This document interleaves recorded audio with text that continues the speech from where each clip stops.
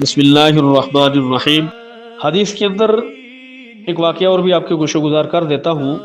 ایک شخص آیا، حضور کے دور کی بات ہے، ایک حکیم آیا، ایک طبیب آیا، اور حضور کے جو صحابہ تھے ان کی کچہری میں آ کے بیٹھا، جو صحابہ صفہ تھے ان کے اندر آ کے بیٹھا، کچھ دن رہا، کچھ دن وہاں سٹے کیا، کچھ دن وہاں جو ہے وہ ان کے ساتھ صحابہ کے ساتھ بیٹھا رہا، ان کی صحبت اختیار اس نے کی رکھی اور حضور کی صحبت میں بیٹھا رہا۔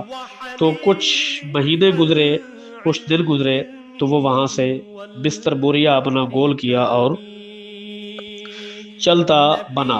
جب جانے لگا تو صحابہ نے سوال کیا اور حضور کی بارگاہ میں اس کو پیش کیا کہ کہا جی محترم ذرا یہ بتلائیے کہ آپ آئے کیوں تھے اور جا کیوں رہے ہیں؟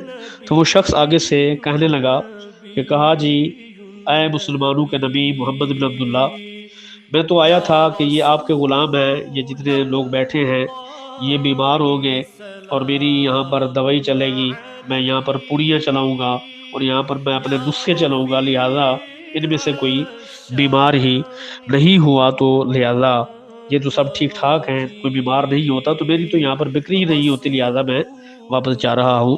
تو وہاں پر حضور نبی کریم صلی اللہ علیہ وآلہ وسلم نے ارشاد فرمایا وہ سن لو کہ میرے غلاموں کے اندر دو خوبیاں ہیں۔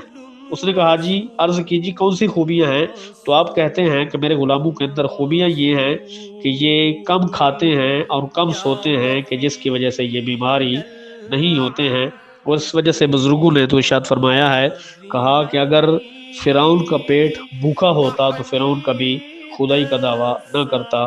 تو لہٰذا ثابت یہ ہوا کہ جو شخص زیادہ کھاتا ہے، حد سے تجاوز کر جاتا ہے، اپنی صحت کا خیال نہیں رکھتا ہے، یا کم کھاتا ہے، زیادہ کھاتا ہے تو تب بھی اس کو نقصان ہوتا ہے، یا کم کھاتا ہے اور اپنی صحت کا خیال نہیں رکھتا تو تب بھی اس کو نقصان ہوتا ہے۔ تو لہٰذا ہمیں وقت پر ہی کھانا کھانا چاہیے، حد سے زیادہ نہیں بڑھنا چاہیے۔